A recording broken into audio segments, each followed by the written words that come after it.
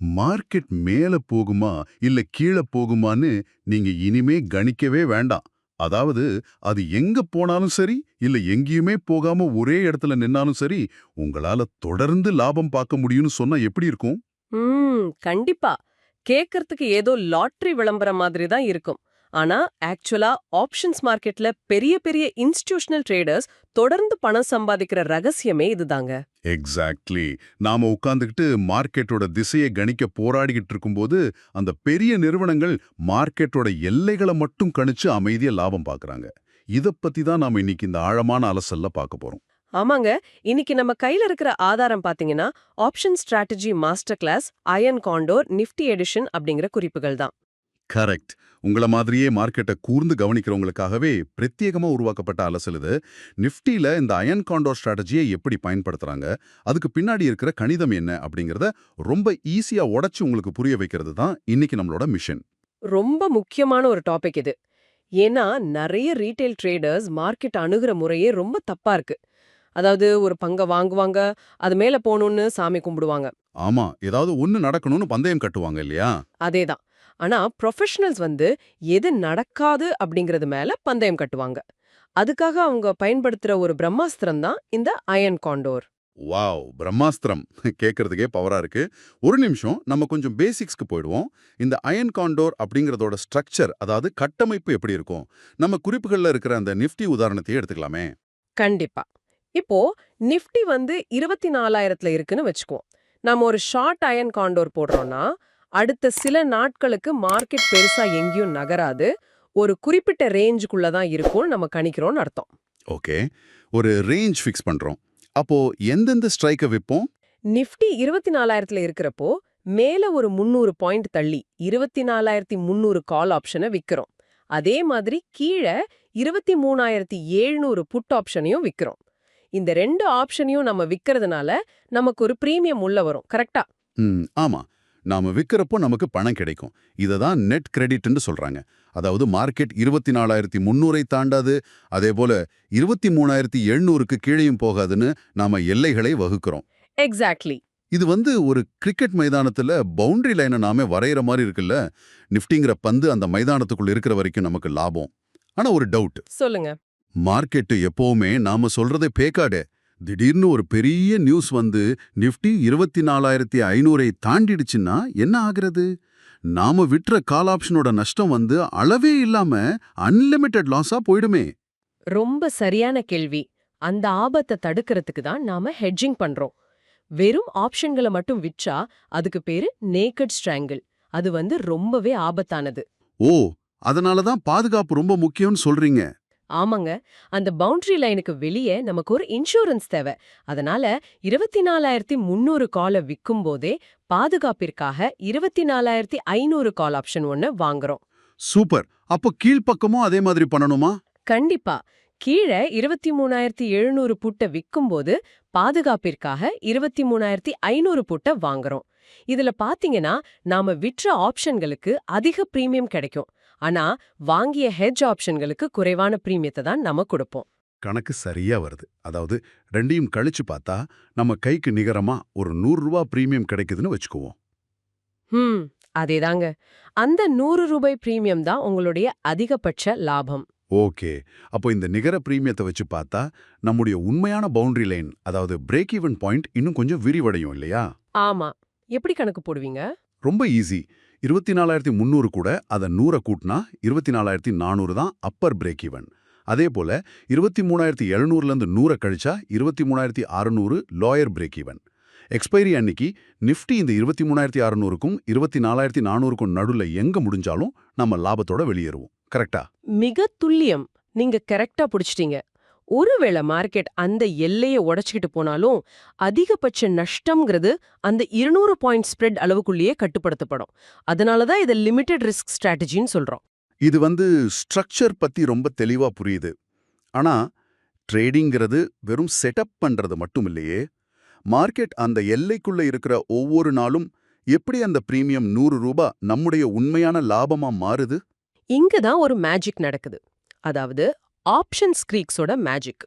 ஒரு short iron காண்டோரோட பிரதான engine என்னன்னா தீட்டா, அதாவது நேர தேய்மானம். இந்த தீட்டாவை பத்தி நிறைய கேள்விப்பட்டிருக்கேன். இது எப்படி வேலை செய்யுது? ஆப்ஷன்ஸ் எல்லாமே ஒரு ஐஸ் கட்டி மாதிரிங்க. நேரம் செல்ல செல்ல உருகிக்கிட்டே இருக்கும். நீங்க ஆப்ஷனை விற்றவர் அப்படிங்கறதுனால அந்த ஐஸ் கட்டி உருகுறது உங்களுக்கு லாபம். ஓஹோ, மார்க்கெட் எங்கேயும் நகராம அதே இடத்துல நின்னா கூட இந்த தீட்டா நமக்கு தினசரி வருமானத்தை தேடித்தரும்னு சொல்றீங்களா? 100% உண்மை. ஒவ்வொரு நாளும் பிரீமியம் கரைஞ்சுக்கிட்டே வரும். அது உங்களுக்கு லாபமா மாறும். ஆனா ஒரு நிமிஷம், லாஜிக் படி பார்த்தா நேரம் செல்ல செல்ல லாபம் அதிகரிக்கும்னா எக்ஸ்பைரி நாளோட கடைசி நிமிஷம் வரைக்கும், அதாவது 3:30 மணி வரைக்கும் நான் வெயிட் பண்ணலாமே. அந்த விற்ற பிரீமியம் முழுசா 0 ஆகுற வரைக்கும் ஏன் காத்திருக்க கூடாது? நல்ல கேள்வி. ஆனா நிறைய பேர் செய்யற மிகப்பெரிய தப்பே இதுதான்.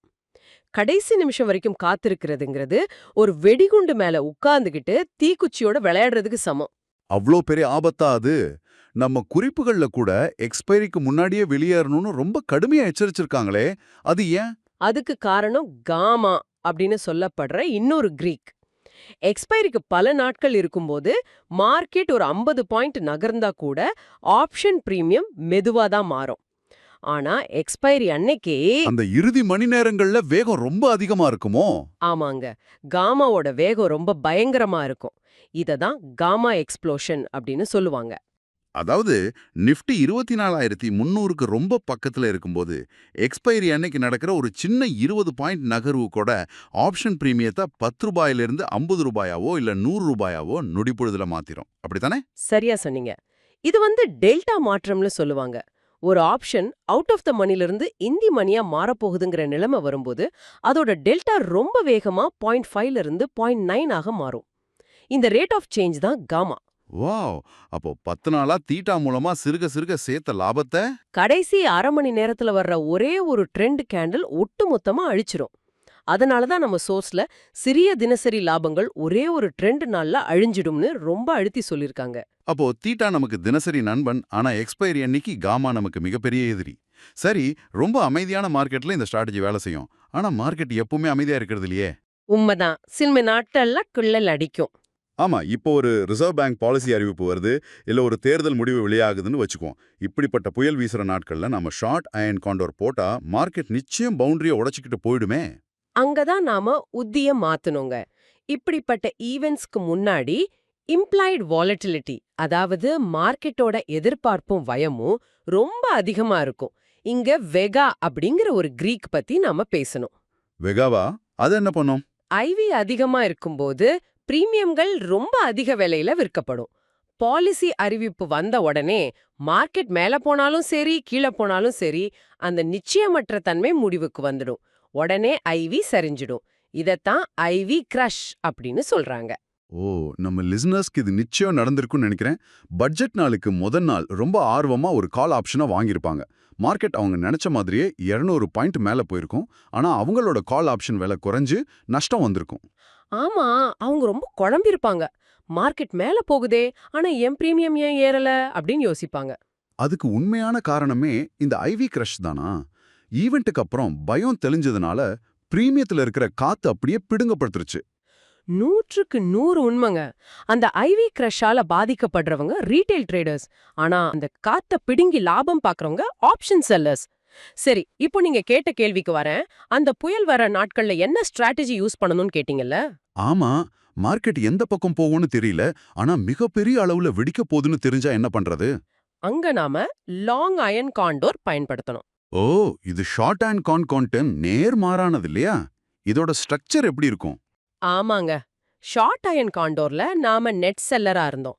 ஆனா லாங் அயன் காண்டோர்ல நாம ஆப்ஷன்களை நிகரமா வாங்குறோம். அதாவது நடுத்தர ஸ்ட்ரைக்களை நாம வாங்குறோம். உதாரணத்துக்கு நிஃப்டி 24,000 இருக்கும்போது எப்படி செட் பண்ணுவோம்? 24,100 காலையும் 23,900 புட்டையும் நாம வாங்குறோம். ஆனா இதுக்கு நமக்கு செலவு அதிகமாகும்ல. அந்த செலவை குறைக்க வெளி ஸ்ட்ரைக்கலான 24,300 கால் மற்றும் 23,700 புட்டை நாம விக்கிறோம். ஓகே, இங்க நமக்கு லாபம் வரணும்னா மார்க்கெட் வேகமா ஏதாவது ஒரு பக்கம் நகர்ந்தே ஆகணும். கரெக்ட். இது எனக்கு எப்படி தெரியுதுன்னா, ஒரு ஓமை சொல்லட்டுமா? ஷார்ட் அயன் காண்டோருங்கிறது அமைதியான நாட்கள்ல எந்த ஆபத்தும் வராதுன்னு நம்பி ஊருக்குள்ள இருக்கிற வீடுகளுக்கு நாமளே இன்சூரன்ஸ் விக்கிற மாதிரி. அதனால தான் நமக்கு தினசரி பிரீமியம் லாபமா கிடைக்குது.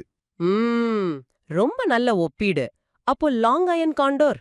அது சூறாவளி வரப்போகுதுன்னு தெரிஞ்சதும் நமக்காக நாமே இன்சூரன்ஸ் வாங்குற மாதிரி. சூறாவளி வந்து வீடுகள் உடைஞ்சா நமக்கு பெரிய லாபம், வராட்டி நாம கட்டின பிரீமியம் மட்டும் நஷ்டம். நான் சொல்றது சரிதானே? சூப்பர் ஓமைங்க. ரொம்ப ஈஸியா புரியுற மாதிரி சொல்லிட்டீங்க. லாங் அயன் காண்டோர்ல தீட்டா நமக்கு எதிரி. காலம் செல்ல செல்ல நாம வாங்கிய ஆப்ஷனோட மதிப்பு கரையும். ஆனா காமா மற்றும் வேகா நமக்கு நண்பர்கள். பெரிய நகர்வுகள் வந்தா நமக்கு பெரிய லாபம் தரப்போகுது. ஆமா. ஆனா இதுல ஒரு சூக்ஷ்மம் இருக்கு. ஐவி ஏற்கனவே ரொம்ப அதிகமா இருக்கும்போது இதை செய்யக்கூடாது. ஓ, அப்போ எப்ப செய்யணும்? ஏதோ ஒரு பெரிய ஈவெண்ட் வரப்போகுது, ஆனா மார்க்கெட் இன்னும் அதை உணரல. ஐவி குறைவாவே இருக்குங்கிற அந்த அமைதியான நேரத்துல, அதாவது புயலுக்கு முந்தைய அமைதின்னு சொல்வாங்களே, அந்த நேரத்துல இதை செட் பண்றது தான் புத்திசாலித்தனம். செம்ம பாயிண்ட்டுங்க இது. சரி, நீங்க எந்த ஸ்ட்ராட்டஜி பயன்படுத்தினாலும் சரி, மார்க்கெட்ல உங்க மூலதனத்தை பாதுகாக்கிறது தான் முதல் விதி. நம்ம குறிப்புகள்ல ரிஸ்க் மேனேஜ்மெண்ட் பத்தி ரொம்ப விரிவா பேசப்பட்டிருக்கு. ஒரு ப்ரொஃபஷனல் ட்ரேடர் நஷ்டத்தை எப்படி கையாள்றாரு? எந்த ஒரு ப்ரொஃபஷனல் ட்ரேடரும் ஒரு ட்ரேடுக்கு தங்களோட மொத்த மூலதனத்துல 1-2% மட்டுமே ரிஸ்க் எடுப்பாங்க. உங்ககிட்ட ஒரு 5 லட்சம் ரூபாய் இருக்குன்னா, ஒரு ட்ரேட்ல உங்களோட அதிகபட்ச நஷ்டம் 5000 முதல் 10,000 ரூபாய தாண்டவே கூடாது. ரொம்ப ஸ்ட்ரிக்டான ரூல் இது.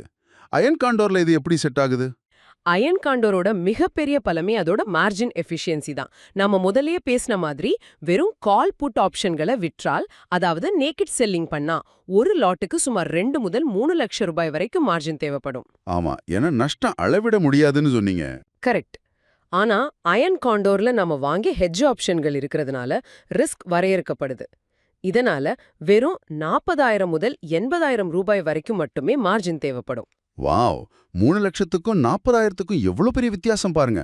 ரிஸ்க் டிஃபைன் ட்ரேடிங்கோட உண்மையான பலமே இதுதான். சரி, லாபத்தை புக் பண்றதுக்கும் நஷ்டத்தை வெட்டுறதுக்கும் என்ன ரூல்ஸ் வச்சிருக்காங்க? ப்ரொஃபஷனல்ஸ் எப்பவுமே 100% லாபத்துக்காக காத்திருக்கவே மாட்டாங்க. ஒரு ஷார்ட் அயன் காண்டோர்ல நீங்க 100 ரூபாய் பிரீமியம் பெற்றிருக்கீங்கன்னா, அதுல 50 முதல் 70% லாபம் வந்த உடனே வெளியேறிடணும். அதாவது நம்ம பிரீமியம் 100 ரூபாயிலிருந்து குறைஞ்சு ஒரு 30 அல்லது 50 ரூபாய்க்கு வந்த உடனேயே ட்ரேட மூடிடணும், அப்படிதானே? ஆமாங்க. மீதமுள்ள லாபத்துக்கு ஆசைப்படவே கூடாது. அதே போல நஷ்டம்னு வரும்போது, நீங்க பெற்ற பிரீமியத்தை போல 1.5 முதல் 2 மடங்கு நஷ்டம் காட்டுச்சுன்னா, அதாவது 100 ரூபாய் பிரீமியம் 200 ரூபாவா தொட்டா? எந்த ஒரு எமோஷனும் இல்லாம ஸ்டாப் லாஸ் கொடுத்துட்டு வெளியே வந்துட்டே இருக்கணும். இது கேட்கறதுக்கு ரொம்ப ஈஸியா இருக்குங்க. ஆனா லைவ் மார்க்கெட்ல நடக்கிறதே வேறையாச்சே. இப்போ மார்க்கெட் எங்கும் போகாதுன்னு நம்ம ஷார்ட் அயன் காண்டோர் போடுறோம். ஆனா 2 நாள் கழிச்சு நிஃப்டி தொடர்ந்து மேலே ஏற ஆரம்பிக்குதுன்னு வச்சுக்கோங்களேன். ம். அப்போ அந்த ஸ்ட்ராட்டஜியோட பேலன்ஸ் உடையும். ஆமா, நாம விற்ற 24,300 கால் ஆப்ஷன் நஷ்டத்தை டாட்டத் தொடங்கும். அந்த நேரத்துல ட்ரேட நஷ்டத்துல மூடுறதை தவிர வேற வழியே இல்லையா? நம்ம குறிப்புகள்ல அட்ஜஸ்ட்மெண்ட்ஸ்னு ஒரு பகுதி இருக்கே, அது எப்படி வேலை செய்யுது? இந்த இடத்துல தான் ஆப்ஷன்ஸ் ட்ரேடிங் ஒரு கலையா மாறுதுங்க. மார்க்கெட் ஒரு பக்கம் நகரும்போது நாம சும்மா வேடிக்கை பார்க்க வேண்டியதில்ல. நாம விற்ற 24,300 கால் நஷ்டத்தை காட்டுதுன்னா, இன்னொரு பக்கம் நாம விற்ற 23,700 புட் லாபத்தை கொடுத்திருக்கோம் இல்லையா? ஓ, ஆமா. மார்க்கெட் மேலே ஏறுறதுனால அந்த புட் பக்கத்துக்கு இப்ப எந்த ஆபத்தும் இல்ல. கரெக்ட். அதான் அன்டெஸ்டட் சைடுன்னு சொல்வாங்க. இப்போ நாம என்ன பண்ணணும்னா, அந்த 23,700 புட்ட லாபத்துல மூடிட்டு, புதிய புட் ஆப்ஷனை கொஞ்சம் மேல நகர்த்தி, அதாவது 23,900 புட்ட விற்க நிலைநிறுத்தணும். ஒரு நிமிஷம். அப்போ நீங்க சொல்ற லாஜிக் படி பார்த்தா, ஆபத்து இல்லாத பக்கத்தை கொஞ்சம் தள்ளி வச்சு இன்னும் கொஞ்சம் கூடுதல் பிரீமியத்தை நம்ம சேகரிக்கிறோம். எக்ஸாக்ட்லி. இது எப்படின்னா, கடல்ல போற ஒரு கப்பல் ஒரு பக்கமா சாயும்போது கப்பல்ல இருக்கிற சரக்குகளை பாதுகாப்பான மறுபக்கத்துக்கு நகர்த்தி கப்பல்ல பேலன்ஸ் பண்றதுக்கு சமம் இல்லையா? ரொம்ப ரொம்ப சரியான புரிதல். இததான் ஆர்டிக்கல்ல ரோல் அப் அப்படின்னு சொல்றாங்க. இப்படி செய்யறது மூலமா உங்களுக்கு கிடைக்கிற மொத்த நெட் பிரீமியம் இன்னும் அதிகரிக்குது. ஓஹோ, பிரீமியம் அதிகரிச்சா ஆட்டோமேட்டிக்கா நம்முடைய அப்பர் பிரேக் ஈவன் புள்ளி இன்னும் கொஞ்சம் மேல நகரும். ஆமா. 24,400ல இருந்த பவுண்டரி லைன் இப்போ 24,450க்கு நகர்ந்து நஷ்டத்தை காட்டும் கால் பக்கத்துக்கு கொஞ்சம் கூடுதல் பாதுகாப்பு கொடுக்கும். 700ல இருந்த புட்ட இப்போ 23,900க்கு கொண்டு வந்துட்டோம். ஒருவேளை மார்க்கெட் திடீர்னு ஒரு யூட்டர்ன் அடிச்சு கீழே விழ தொடங்குனா, நீங்க முன்னாடி இருந்ததை விட இப்போ சீக்கிரமாவே மார்க்கெட்ல அடிபடுவீங்க. அதுதான், இது ரொம்ப டேஞ்சராச்சே. அதனாலதான் அட்ஜஸ்ட்மெண்ட் அப்படிங்கிறது ஒரு இரட்டை முனை கத்தின்னு கூறுறாங்க. நீங்க ரோல் அப் செய்யும்போது ஸ்ட்ராட்டஜியை அன்பேலன்ஸ்ட் அயன் காண்டோரா மாத்துறீங்க. அதாவது ஒரு பக்கம் நஷ்டத்தை குறைக்கிறதுக்காக இன்னொரு பக்கம் நீங்க டைரக்ஷனல் ரிஸ்க அதிகப்படுத்துறீங்க. மார்க்கெட் தொடர்ந்து மேல போனா இந்த அட்ஜஸ்ட்மெண்ட் நம்மள காப்பாத்தும். ஆனா மார்க்கெட் ரிவர்ஸ் ஆனா நாம புதுப்பிக்கப்பட்ட ரிஸ்க சந்திக்கணும். அதனால தான் தொடர்ந்து அட்ஜஸ்ட் பண்ணிக்கிட்டே இருக்கிறத தவிர்த்துட்டு நஷ்டம் 2 மடங்கு தொடும்போது தயவு தாட்சணியமே இல்லாம ட்ரேட கட் பண்ணிடணும்னு சொல்றாங்க. லாஸ கட் பண்றதோட உண்மையான அர்த்தமே இதுதாங்க. சரி, நாம இந்த ஆழமான அலசலோட இறுதி பகுதிக்கு வந்துட்டோம். ஒரு பெரிய ஆப்ஷன்ஸ் மாஸ்டர் கிளாஸ மிக குறுகிய நேரத்துல நாம கடந்து வந்திருக்கோம். ஆமா, நிறைய விஷயங்களை கவர் பண்ணிருக்கோம். இது கேட்டுட்டு இருக்கிறவங்களுக்கு ரொம்ப ஈஸியா ஞாபகம் வச்சுக்க மூலக்கட்டுரையில கொடுக்கப்பட்டுள்ள அந்த ஒன் லைன் மெமரி ட்ரிக்க மீண்டும் ஒரு முறை பதிவு செய்வோம். கண்டிப்பா சொல்லுங்க. ஷார்ட் அயன் காண்டோருக்கு ஃபியரை செல் பண்ணுங்க, டிகேவை கலெக்ட் பண்ணுங்க. அதாவது மார்க்கெட்ல உள்ள பயத்தை விற்பனை செய்யுங்க, நேரம் கடந்து செல்றதுனால வர்ற தேய்மானத்தை லாபமா சேகரிங்க. அருமை. அதே மாதிரி லாங் அயன் காண்டோருக்கு எக்ஸ்ப்ளோஷனுக்கு முன்னாடியே மூவ்மெண்ட்டை பை பண்ணுங்க. அதாவது மார்க்கெட்ல ஒரு பெரிய நிகழ்வு நடக்கிறதுக்கு முன்னாடியே ஐவி குறைவா இருக்கும்போதே அந்த நகர்வுக்கான ஆப்ஷனா வாங்கிடுங்க. வெடிப்பு நடக்கும்போது லாபத்தை எடுங்க. இந்த 2 வரிகளுக்குள்ள ஆப்ஷன்ஸ் ட்ரேடிங்கோட மொத்த தத்துவமும் அடங்கியிருக்குல்ல. சத்தியமான வார்த்தைங்க. இறுதியா நம்மள கேட்டுட்டு இருக்கிற உங்களுக்கு நீங்க சுயமா தொடர்ந்து சிந்திக்க ஒரு கேள்வியோ அல்லது ஒரு பார்வையோ கொடுக்க விரும்புறேன். நாங்க ஒன்னு சொல்ல விரும்புறேங்க. ஆப்ஷன்ஸ் ட்ரேடிங் செய்றவங்க எண்களையும் கிரீக்ஸ் கணக்கீடுகளையும் மட்டுமே பார்ப்பாங்க. ஆனா ஆப்ஷன்ஸ் பிரீமியம் மற்றும் இம்ப்ளைட் வாலட்டிலிட்டி அப்படிங்கிறது வெறும் கணித ஃபார்முலாக்கள் கிடையாது. ஓ, பின்ன அது என்ன? அது இந்த சந்தையில உள்ள லட்சக்கணக்கான மனிதர்களோட பேராசை மற்றும் பயத்தோட நேரடி பிரதிபலிப்புகள். ஒரு ஆப்ஷனோட பிரீமியம் அதிகமா இருக்குன்னா அங்க யாரோ ஒருத்தர் மிகப்பெரிய பயத்துல இன்சூரன்ஸ் தேடுறாடன்னு அர்த்தம். ரொம்ப ஆழமான பார்வை இது. அடுத்த முறை மார்க்கெட்ல ஒரு பெரிய பட்ஜெட்டோ இல்ல தேர்தல் முடிவோ வரும்போது ஆப்ஷன்ஸ் சார்ட் எடுத்து பாருங்க. அங்க நீங்க எண்களை பார்க்க மாட்டீங்க. ஒட்டுமொத்த மனித உளவியலும் எப்படி பதறுது, எப்படி ஆசுவாசப்படுது அப்படிங்கறத பாப்பீங்க. மனித உணர்வுகளை எப்படி ஒரு எண்களா, ஒரு பிரீமியமா மார்க்கெட் மொழிபெயர்க்குது அப்படிங்கிறது உண்மையிலே சிலிர்க்க வைக்கிற சிந்தனை. நீங்க அடுத்த முறை மார்க்கெட்டை பார்க்கும்போது பந்து எங்க போகுதுன்னு மட்டும் கணிக்க முயற்சிக்காதீங்க. பவுண்டரி லைனை நீங்களே எப்படி செட் பண்றது, அந்த பந்து மைதானத்துக்குள்ள இருக்கும்போதே அந்த பயத்தை எப்படி பணமா மாத்துறதுன்னு யோசிங்க. ரீட்டைல் ட்ரேடரா பந்தயம் கட்டுறதை விட்டுட்டு ஒரு இன்ஸ்டிடியூஷனல் கேசினோவா மாறுறது எப்படின்னு சிந்திங்க. மீண்டும் ஒரு சுவாரஸ்யமான அலசல்ல சந்திப்போம். இந்த வீடியோ உங்களுக்கு பிடிச்சிருந்தா சேனலை சப்ஸ்கிரைப் பண்ணி சப்போர்ட் பண்ணுங்க. நண்பர்களே, நீங்க கொடுக்கிற ஒரு சப்ஸ்கிரைப் தான் இன்னும் நல்ல நல்ல கண்டென்ட் கொண்டு வர மோட்டிவேஷனாக இருக்கும். நிஜமாவே ஒவ்வொரு வீடியோக்கும் பின்னாடி நிறைய நேரம், எஃபர்ட், எடிட்டிங், ரிசர்ச் எல்லாமே இருக்கும். அதுக்கெல்லாம் நீங்க கொடுக்கிற சப்போர்ட் தான் பிக்கெஸ்ட் ஸ்ட்ரென்த். இந்த மாதிரி இன்னும் இன்ட்ரெஸ்டிங்கான videos, real updates, entertaining content எல்லாத்தையும் தொடர்ந்து பார்க்கணும்னா இப்பவே சப்ஸ்கிரைப் பட்டனை கிளிக் பண்ணி நம்ம சேனல் ஃபேமிலியில் ஜாயின் ஆயிடுங்க. லைக், ஷேர் பண்ணி உங்க ஃப்ரெண்ட்ஸுக்கும் ஷேர் பண்ணுங்க. உங்க சப்போர்ட் இருந்தா இன்னும் நெக்ஸ்ட் லெவல் கண்டென்ட் கொண்டு வரும். தொடர்ந்து சப்போர்ட் பண்ணுங்க நண்பர்களே. அடுத்த வீடியோல மீண்டும் சந்திப்போம்.